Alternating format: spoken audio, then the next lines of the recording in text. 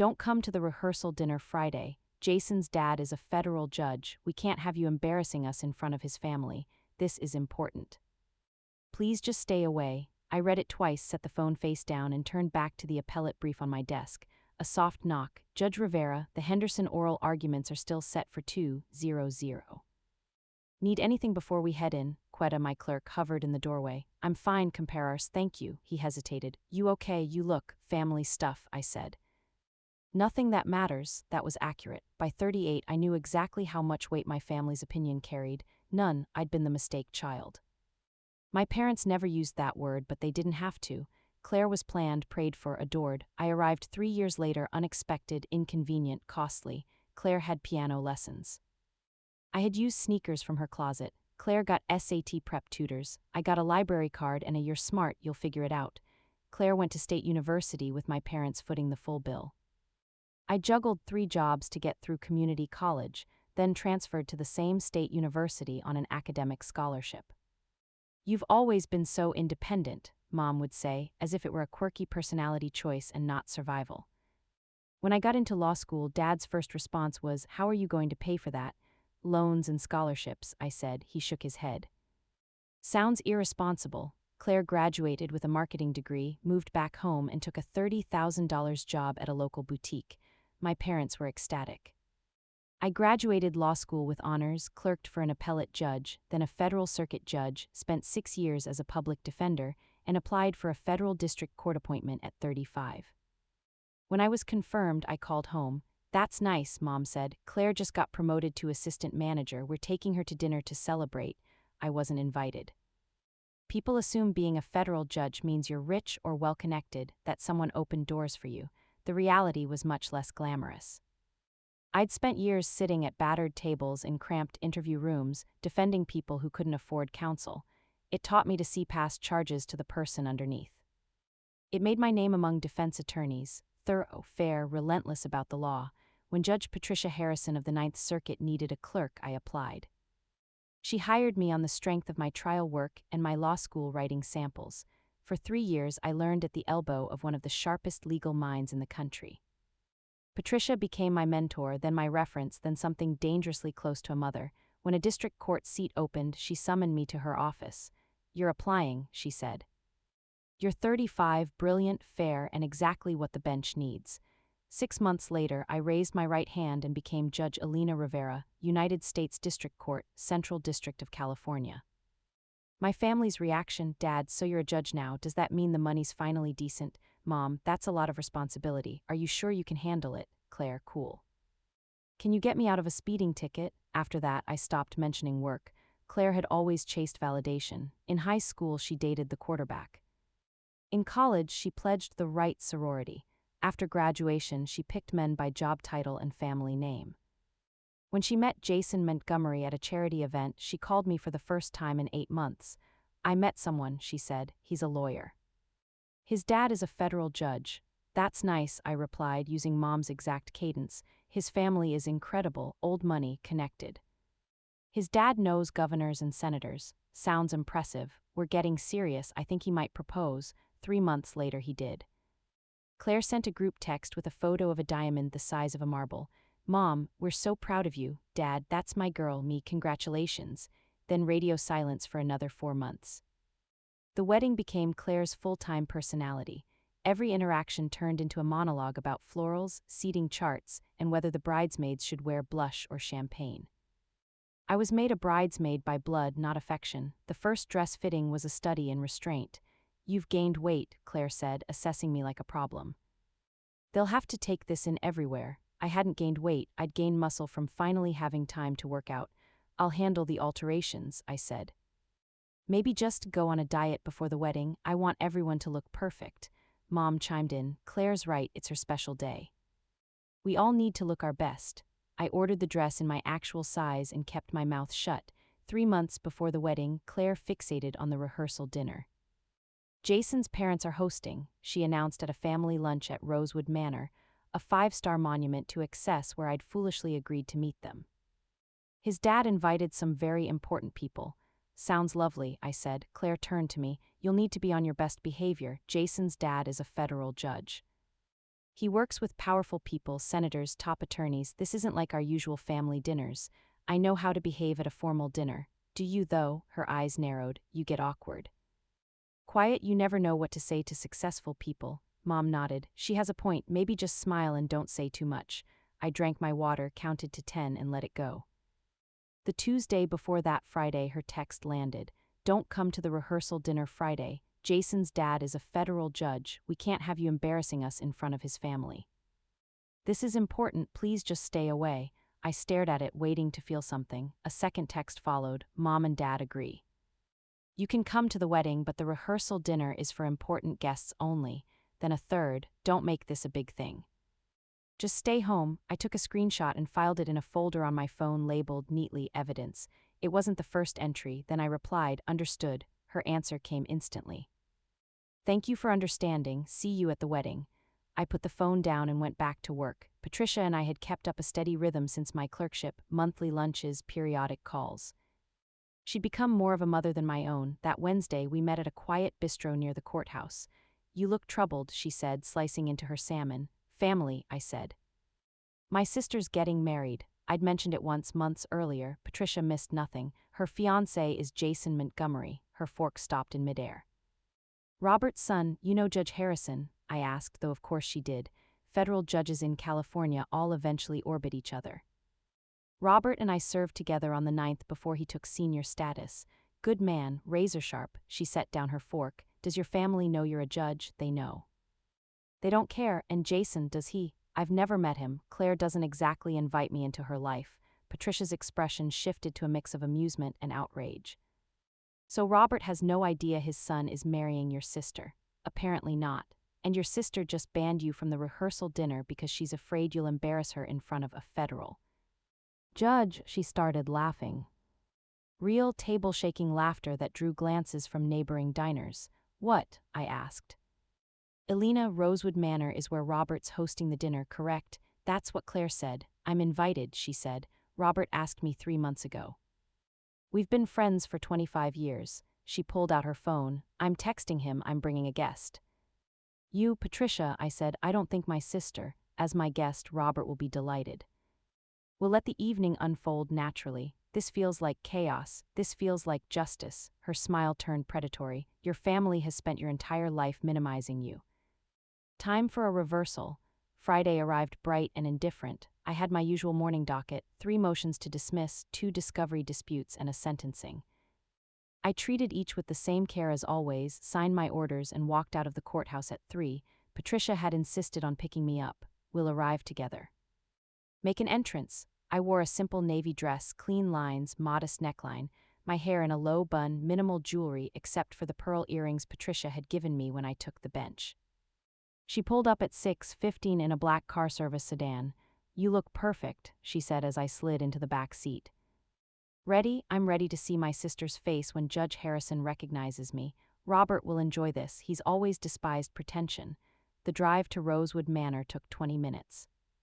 The restaurant was exactly as ostentatious as I'd pictured, stone facade, valet, a doorman in an actual top hat. Here we go, Patricia murmured as we stepped out. The private dining room gleamed. Crystal chandeliers, floor-to-ceiling windows overlooking manicured gardens, table settings that probably cost more than my first car. My family was hard to miss. Mom and Dad overdressed at the head table like they were awaiting royalty. Claire in a white cocktail dress, laughing too loudly at something Jason's mother said. Jason, tall, attractive, every bit the polished attorney Claire had advertised.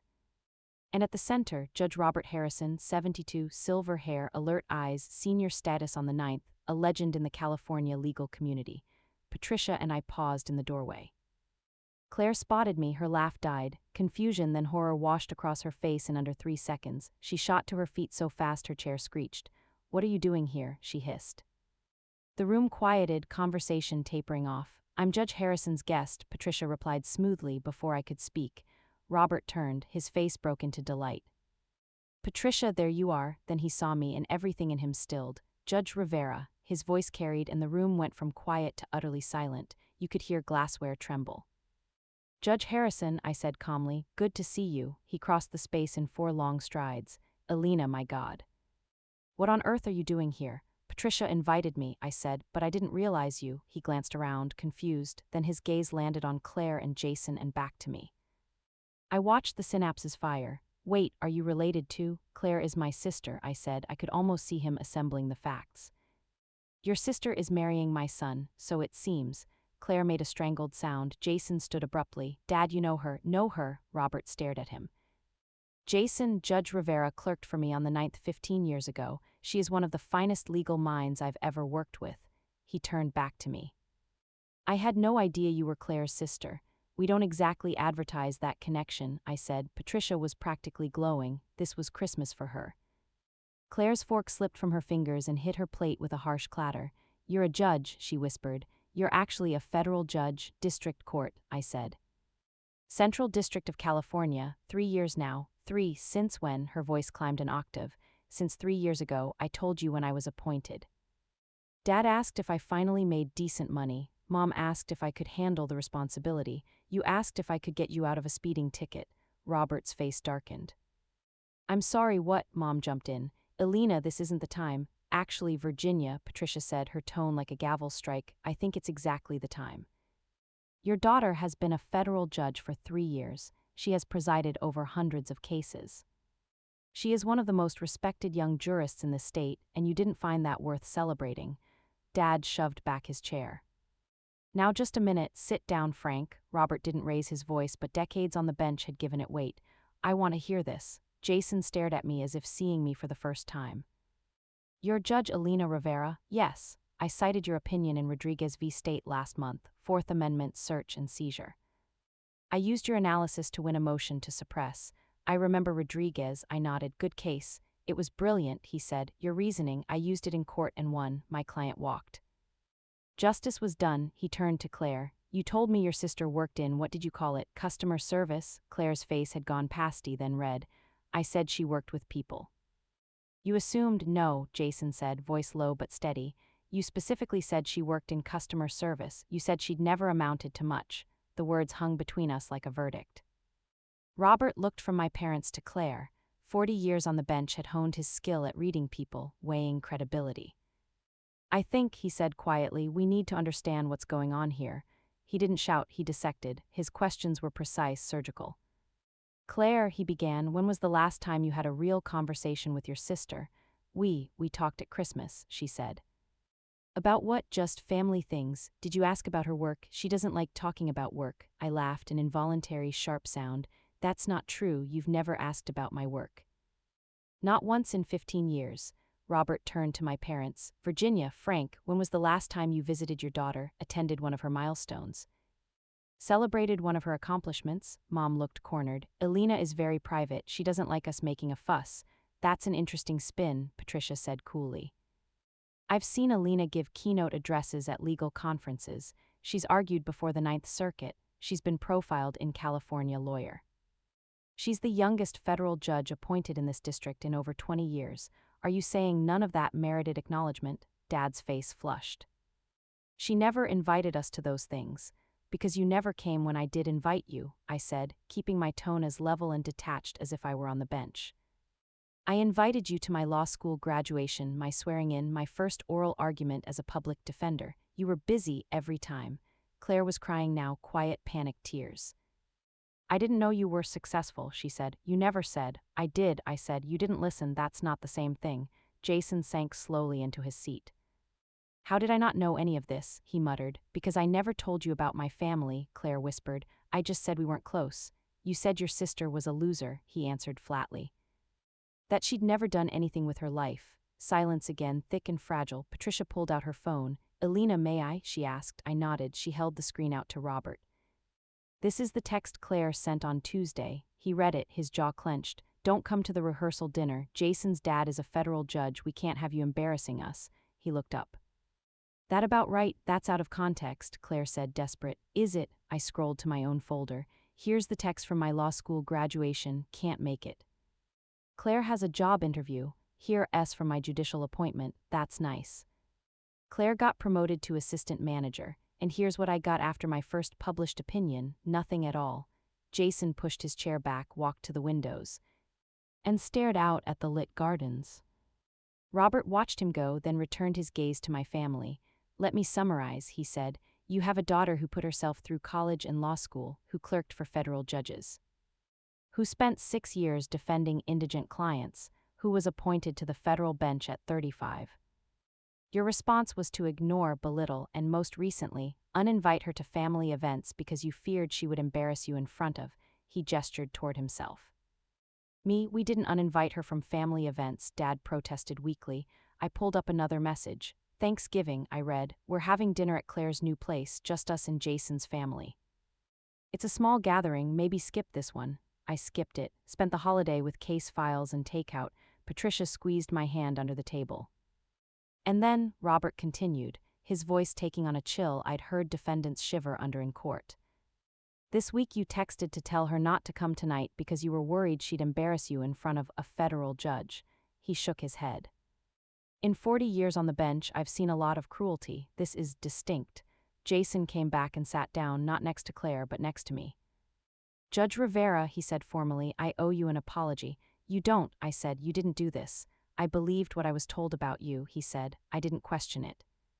That's on me, he glanced at Claire. We'll need to talk later, privately. Jason, please, she choked out. Later, he repeated, final. He turned back to me. I read your opinion in Martinez v. County of Los Angeles, the qualified immunity case. It's the best Fourth Amendment analysis I've seen. I used it in a civil rights suit last year. How did it go? I asked. We won. My client got a settlement. Your reasoning made that possible. Robert nodded. Alina's Martinez opinion has been cited in 17 cases across 4 circuits. 18 now? 18, I said. The Second Circuit cited it last week. My mother made a faint, strangled noise. The scale of it was finally landing, not just that I was competent, but that my name carried weight in the same circles they were desperate to impress. How much does a federal judge make? Dad asked, because of course, $233,000 a year, I said, plus benefits, lifetime appointment. His face blanched. I also own my house, a 3-bedroom Craftsman in Pasadena, paid off last year. Retirement portfolio is about $1.2 million. My car's a paid-off Tesla. I have 0 debt. I kept my tone neutral. But thank you for finally asking about my financial stability. Only took 38 years. Claire was sobbing now, shoulders shaking. Across from me, Patricia had gone very still, evaluating. When she spoke, her voice was steady. I want to tell you something about your daughter, she said to my parents, something you should already know. Mom looked terrified, Dad looked tired. When Alina clerked for me, I worked her 80 hours a week. Appellate cases are brutal, most clerks burn out. Alina thrived, she saw patterns nobody else saw. She found case law that changed outcomes. Her bench memos were so good I sometimes lifted passages word for word into my opinions. She glanced at me with open pride. After she left my chambers, I recommended her to every judge who'd listen. When the district court opening came up, I personally called 5 senators to push for her appointment. Not because she was good, because she was exceptional. I didn't know you did that, I said quietly. Because you don't chase credit, she replied. You just do the work, she looked back at my parents. And that's the daughter you dismissed, the one you told to stay home tonight so she wouldn't embarrass you. Robert rose. I need some air, he said. Jason, Alina, Patricia, walk with me. We left my parents and Claire frozen at the table and stepped into the garden. Rosewood's garden was absurdly beautiful. Flagstone paths, night-blooming jasmine, soft lighting that made everything look cinematic. Robert lit a cigar and offered one to Jason, who declined. I owe you an apology, Robert said to me. I had no idea Jason's fiancée was your sister. If I'd known, you'd have done what? I asked. Told him not to marry her. No, he said. But I'd have made sure she treated you with respect, and I'd have made damn sure Jason knew exactly who you are. Jason paced a few steps, then stopped. I feel like an idiot, he said. You're not, I said. You believed what you were told. That's human. I'm a lawyer, he shot back. I'm supposed to test assumptions. He exhaled. Instead, I just accepted that my fiancé's sister was no one, unimportant. In fairness, I said, that's how my family has always framed me. Patricia watched me closely. How are you feeling, Alina? Honestly. Vindicated, I said, and sad. Sad because it could have been different. If they'd cared even a little, we might have had a relationship. They could have been proud. I looked back toward the restaurant's lit windows, but they aren't built that way. Robert took a slow drag on his cigar. What do you want to happen now? What do you mean? I'm hosting, he said. If you want this evening to end, I'll end it. Send them home. For a moment I imagined it. Public humiliation returned in kind. The power was mine for once. I could have made a spectacle. That's not who I am, I said. Let the dinner go on. But I'm not sitting at their table. Done, he said. You'll sit with Patricia and me. They can watch how people behave when they actually value you. Jason looked at me. Can I ask you something personal? Ask, I said. Do you want me to call off the wedding? I blinked. What if this is who Claire is, if this is how she treats people? I need to rethink everything. Jason, that's between you and her, I said. Biologically, she's my sister. In reality, we haven't had a relationship in years. Whatever you decide it based on who she is to you, not to me. He nodded slowly. That's fair. I need time, as you should, Robert said, clapping his son's shoulder. Marriage is supposed to be for life. Make sure you know who you're binding yourself to. We went back inside. The seating chart had been quietly ignored. Patricia, Robert, and I took one table. After a moment's hesitation, Jason joined us. My parents, Claire, and Jason's confused mother stayed at the original head table. The first course, lobster bisque, arrived. Robert lifted his glass. A toast, he said. To Elena Rivera, one of the finest jurists I've ever had the honor to work with, and to unexpected reunions. To Elena, Patricia echoed. We drank. Across the room, my family sat in strained silence. Dinner flowed. Robert recounted old cases we'd worked on. Patricia told stories from my clerkship, late nights arguing over constitutional theory, the time I unearthed a long-forgotten Supreme Court precedent that forced us to rewrite an opinion. She was relentless, Patricia said fondly. Every time I thought we were done, she'd show up with a case from 1952 that no one had cited in 70 years, and it would be directly on point. That's not just good lawyering, Jason said softly. That's brilliant, exactly, Robert agreed. Most clerks pull recent cites. It takes a particular kind of mind to revive dead precedent and turn it into living law. For the first time all night, I relaxed. This was my world: statutes, precedents, arguments. These were my people, colleagues who knew my work and valued it. Not the family that shared my blood, but the family I'd assembled through respect and shared purpose. The main course, filet mignon, landed. Claire appeared at our table, eyes swollen, voice shaking. Can I talk to you? She asked. I looked up. We're in the middle of dinner. Please. Just 5 minutes, Robert rose. We'll give you space unless you'd like us to stay, Elena. It's fine, I said. 5 minutes. They moved to the bar. Claire slid into Patricia's empty chair.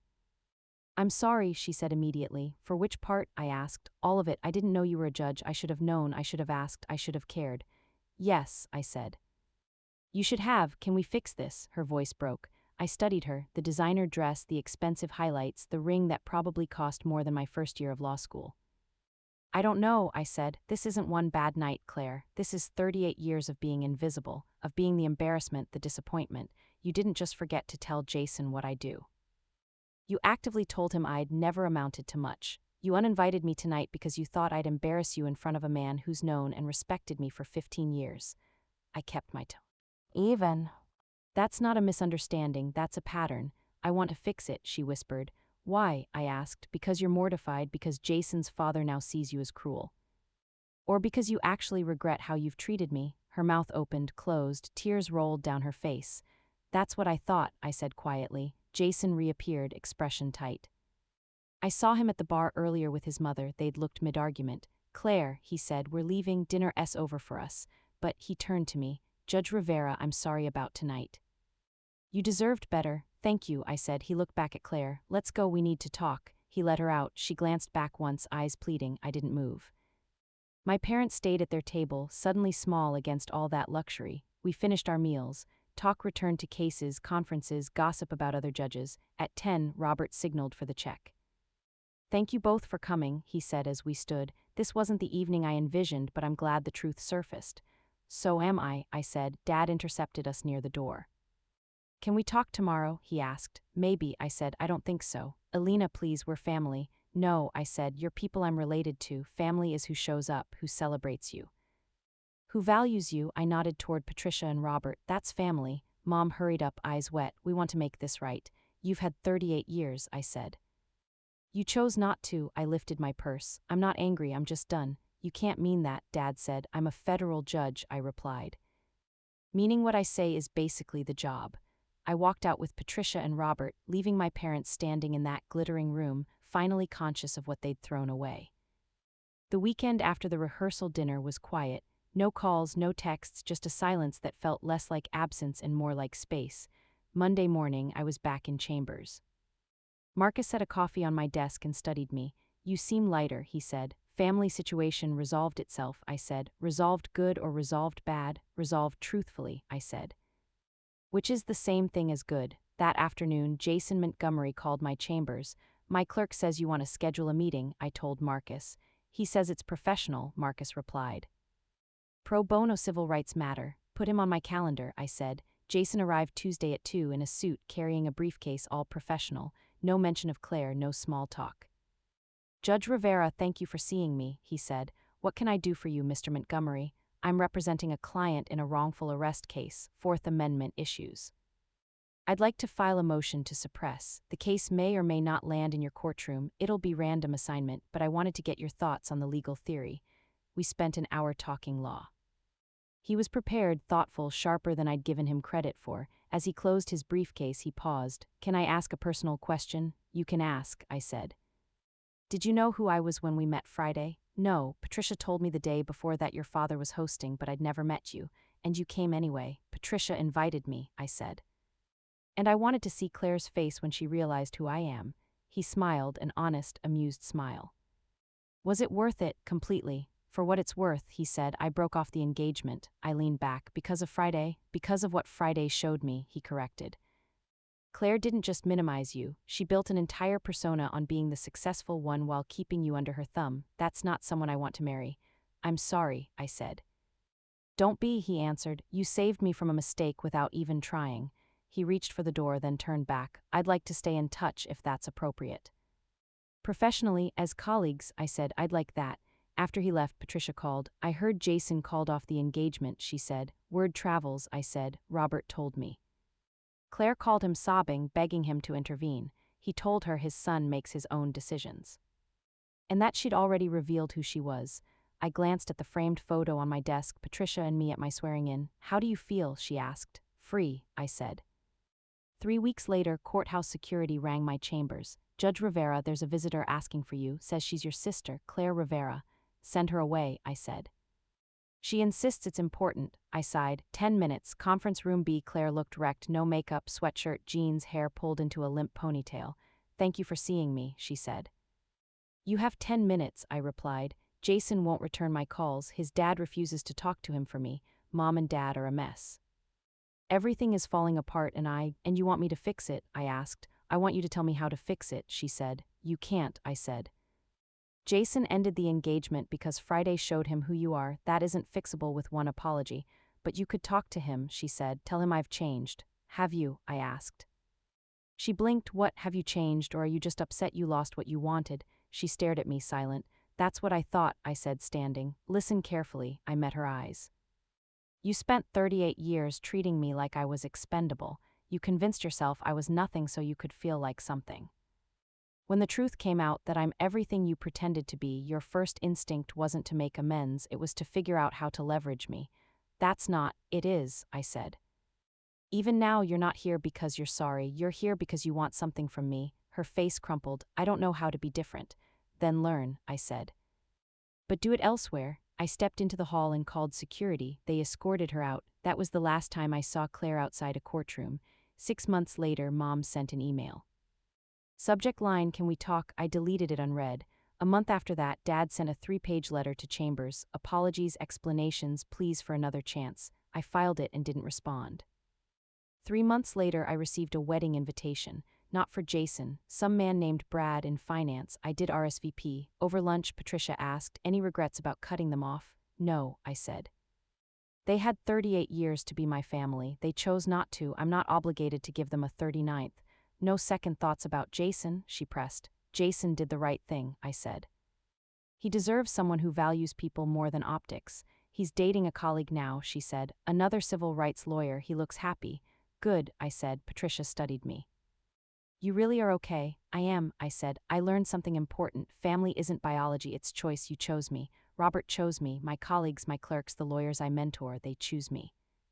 "That's enough, more than enough," Patricia said.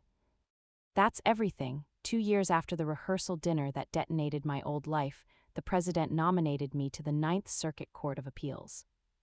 Patricia called me screaming, actual joyous screaming. "You're going to the appellate court." "If I'm confirmed," I said. "You'll be confirmed," she snapped.